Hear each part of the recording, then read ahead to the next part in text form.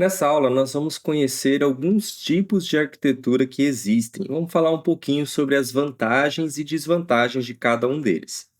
Então, vamos começar falando sobre a arquitetura monolítica. Em resumo, todo o sistema nessa arquitetura está num único bloco de código. Antigamente, no início da programação, podemos dizer que isso era muito comum. Hoje já é bem mais difícil, mas ainda pode acontecer, sim, principalmente para simples projetos. A gente pode até fazer uma analogia para entender a arquitetura monolítica, como uma casa pequena, com tudo em um único cômodo. Então imagine uma casa de um único cômodo. É exatamente assim, uma arquitetura monolítica. Todo bloco de código está numa única parte. A gente só tem um único bloco de código, onde está todo o sistema. Quais são algumas vantagens dessa arquitetura? Bem, não há dúvidas que ela é fácil de começar. Ela é simples para projetos pequenos. Mas quais são algumas desvantagens? Se você precisa escalar o seu software, você vai ter mais dificuldades. E qualquer erro pode afetar todo o sistema. Então, ela também tem aí alguns malefícios, não é verdade? Essa é a arquitetura monolítica. Vamos conhecer uma outra. Arquitetura em camadas, ou layered. Essa arquitetura, ela divide o sistema em camadas, como se fosse uma cebola. Pense numa fábrica, onde cada setor tem uma função. Você tem a recepção, você tem a produção, você tem a entrega. A arquitetura em camadas é exatamente assim. Cada parte do sistema é responsável por alguma coisa. Quais são as camadas mais comuns? Por exemplo, você pode ter a camada de apresentação, que é onde fica toda a interface do usuário, onde o usuário clica, onde o usuário digita. Você também tem uma camada de domínio, que é onde ficam as regras de negócio, é aquilo que controla como o seu software vai ser, é aquilo que diz, o que é certo e o que é errado dentro do seu projeto. E nós temos também a camada de infraestrutura, que é ali uma camada onde a gente pode se conectar com um banco de dados, com serviços externos. Essas são algumas camadas comuns. Cada projeto pode ter menos ou até mais camadas do que essa. Quais são as vantagens? Quando a gente arquiteta um sistema em camadas, é fácil de entender. Também a gente vê isso muito nos sistemas tradicionais. Muitos softwares utilizam essa estrutura, essa arquitetura em camadas.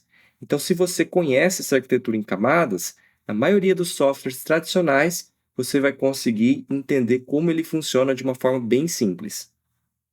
Mas quais são algumas desvantagens dessa arquitetura? Bem, se ela não for estruturada corretamente, ela pode ter muita dependência entre as camadas. E isso vai fazer com que você tenha mais dificuldade em manter, ou se você precisar mudar uma parte do sistema, talvez uma parte pode afetar outras camadas. Você pode ter alguma dificuldade também para testar, porque uma coisa vai depender da outra. Mas, em geral, essa arquitetura em camadas, embora tenha algumas desvantagens, ela tem muitas vantagens interessantes. Ela, com certeza, é muito utilizada no mundo da programação. Vamos falar agora sobre uma outra arquitetura, que talvez você já deve ter ouvido falar também. A arquitetura de microserviços. Em resumo, o sistema ele é dividido em pequenas partes que são totalmente independentes. Elas se comunicam, mas elas funcionam sozinhas. Pense num condomínio onde cada apartamento tem seu sistema próprio de energia, de água, mas todos convivem juntos. É exatamente assim a arquitetura de microserviços. Quais são algumas vantagens dela? Escalabilidade. Se você precisa escalar o seu sistema, você vai conseguir fazer isso de uma forma muito mais fácil com microserviços. Ela também tem uma independência entre os serviços, o que facilita bastante também em algumas manutenções. Ela também permite que equipes trabalhem de forma separadas umas das outras. Então, com certeza, tem algumas vantagens bem interessantes essa arquitetura também, não é verdade? Mas quais são as desvantagens dessa arquitetura? Bem, se você precisa manter o seu sistema como um todo, ele vai ser um pouco mais complexo de se manter. Você vai ter que pensar na comunicação entre os serviços. Vai exigir boas práticas para que esses serviços se comuniquem da forma correta, para que eles não fiquem um atualizado e o outro desatualizado. Então, a arquitetura de microserviços exige bastante desenho. Precisa ser bem estruturada para que você consiga ter um ótimo software baseado em microserviços. Geralmente, arquiteturas assim de microserviços são utilizadas em lugares ou em softwares, né, que precisam de muitos e muitos usuários, talvez se comunicando ao mesmo tempo, facilitando assim você ter uma escalabilidade da sua aplicação. Então, se você tem lá talvez um software com milhares e milhares, talvez até milhões de usuários, você precisaria ali de uma arquitetura de microserviços em boa parte do seu software para você conseguir manter tudo isso funcionando corretamente. Vamos falar agora sobre uma outra arquitetura, arquitetura baseada em eventos ou event driven. Essa arquitetura, pessoal, ela faz com que as ações do sistema aconteçam em resposta a eventos. Por exemplo, se um usuário clicou, acontece alguma coisa. Se um pedido foi criado, acontece alguma coisa. Pense no seguinte: imagine lá num restaurante, quando o garçom ouve o sino da cozinha, ele vai até a cozinha para pegar a comida e servir.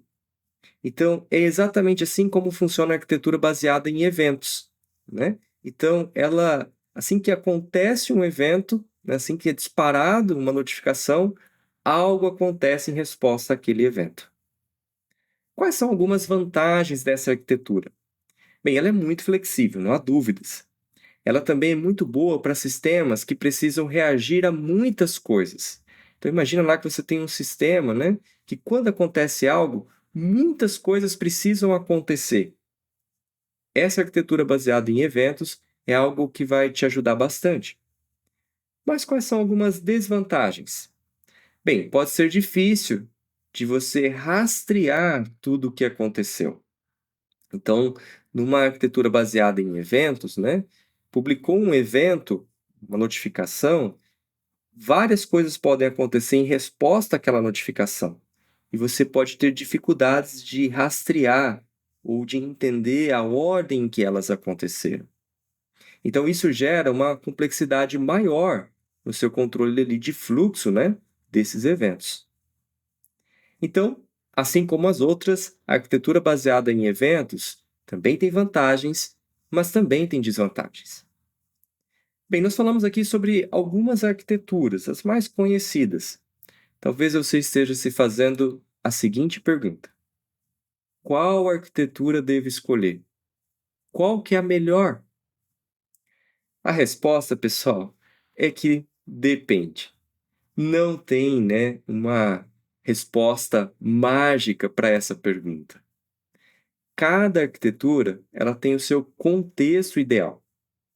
Então a gente precisa entender o que cada uma resolve e quando a gente deve utilizar ela.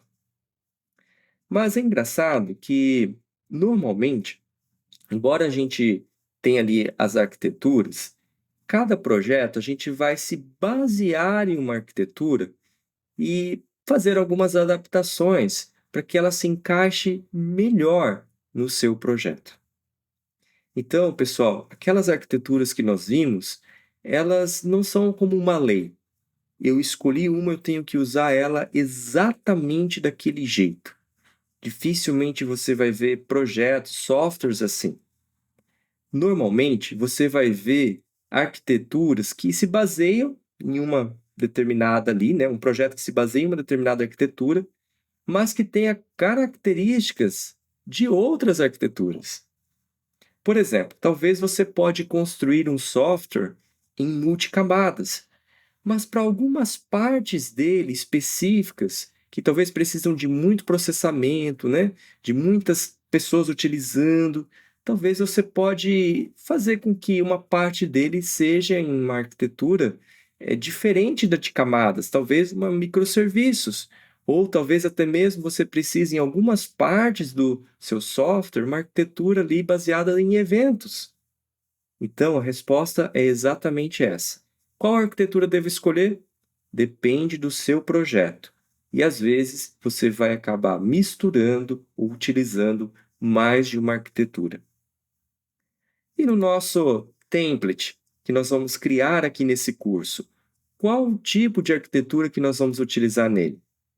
Bem, no nosso template, nós vamos nos basear bastante na arquitetura em camadas. E claro, ele vai ser construído de uma forma que, se você precisar estender partes dele, utilizando características de outras arquiteturas, você não vai ter nenhum problema. Essa arquitetura em camadas, ela equilibra bastante organização, clareza e boas práticas. E ela é muito utilizada no dia a dia, em vários projetos. Então, você aprendendo ela bem, você vai conseguir trabalhar em qualquer projeto que utilize aí essa arquitetura em camadas. Muito bem, então agora que nós já entendemos um pouco mais sobre a arquitetura, quais são os tipos e o que nós vamos fazer aqui no nosso curso, no nosso template, chegou a hora de nós começarmos a desenhar, né, a arquitetura do nosso template. E nós vamos começar a fazer isso na próxima aula. Então eu te espero lá.